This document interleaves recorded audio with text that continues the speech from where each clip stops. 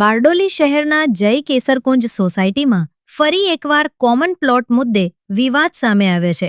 અજાણ્યા ઈસમો દ્વારા કબજાનો પ્રયાસ કરવામાં આવ્યો હોવાની ફરિયાદ સાથે રહીશો રોષે ભરાયા છે. સમગ્ર મામલે પોલીસમાં અરજી કરાતા તપાસ શરૂ કરવામાં આવી છે. બારડોલીના જય કેસરકુંજ સોસાયટીમાં કોમન પ્લોટમાં અજાણ્યા ઈસમો દ્વારા માટી અને બાંધકામ માટેનો સામાન નાખવામાં આવ્યો હોવાની ઘટના સામે આવી છે.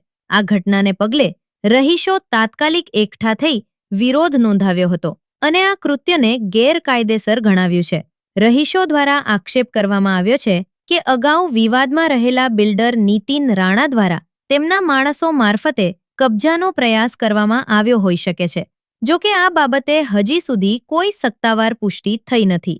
ઘટનાની ગંભીરતા ધ્યાનમાં રાખીને સોસાયટીના પ્રમુખે રહીશો સાથે મળીને બારડોલી ટાઉન પોલીસ સ્ટેશનમાં લેખિત અરજી આપી છે.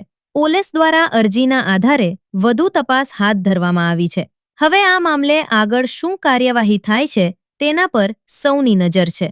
AB48 ન્યૂઝ ગુજરાત સાથે પ્રશાંત પટેલ, બારડોલી.